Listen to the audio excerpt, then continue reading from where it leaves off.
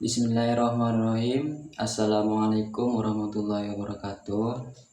Perkenalkan, saya di sini Muhammad Roni. Di sini saya sebagai semester 3 Fakultas Ekonomi. Di sini saya akan mengerjakan sebuah UTS tentang keaswajan. Apa itu aswaja? Aswaja adalah singkatan dari Ahlus Sunnah wal Jamaah. Ini merujuk pada kelompok umat Islam yang mengikuti ajaran Nabi Muhammad dan para sahabat, serta menjaga jalan tengah dalam memahami agama. Dalam konteks Indonesia, aswaja sering dikaitkan dengan tradisi keilmuan ulama seperti Imam Asy'ari dan Imam Maturidi dalam akidah, serta Imam Syafi'i dalam fikih.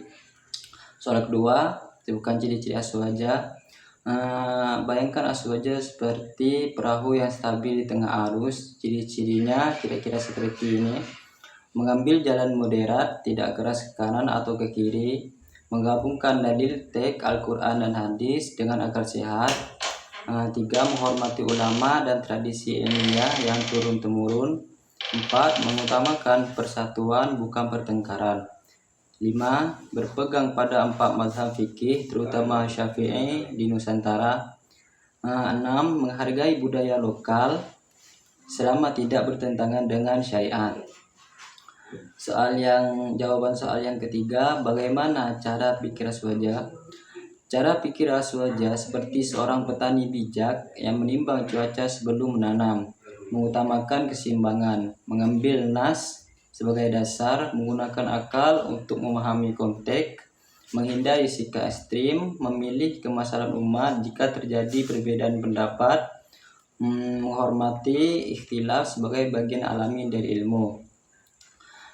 Jawaban soal yang keempat, apa yang dimaksud akidah dan fikih aswaja? Akidah aswaja mengikuti pemikiran Imam Asy'ari dan Maturidi. Sifat-sifat Allah dipahami berdasarkan nas, tetapi tidak diserupakan dengan makhluk. Akidah sederhana, Allah itu tunggal, tidak bergantung pada apapun, dan segala sesuatu ada karena kehendaknya. Mereka menolak pemahaman yang terlalu kaku atau terlalu bebas tentang sifat-sifat Tuhan.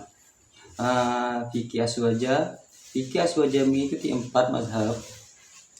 Umumnya mazhab Syafi'i di Indonesia, pendekatannya tidak kaku, ada yang namanya kaul jadid dan kaul qadim, yang menunjukkan bahwa fikih bisa menyesuaikan zaman selama tetap berada di koridor syariat.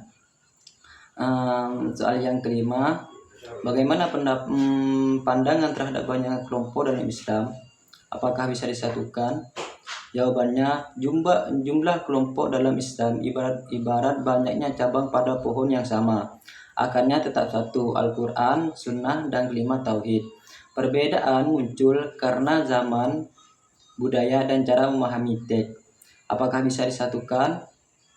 Jawabannya, disatukan sepenuhnya mungkin sulit karena cara berpikir manusia itu berwarna. Kedua, dipersatukan dalam nilai besar Islam itu sangat mungkin.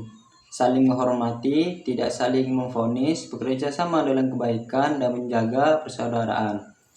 3. Selama perbedaan tidak menyentuh hal pokok, tauhid dan ibadah wajib, maka perbedaan fikih dan pendekatan itu justru bisa jadi rahmat. Baik, cukup itu dari saya. Wassalamualaikum warahmatullahi wabarakatuh.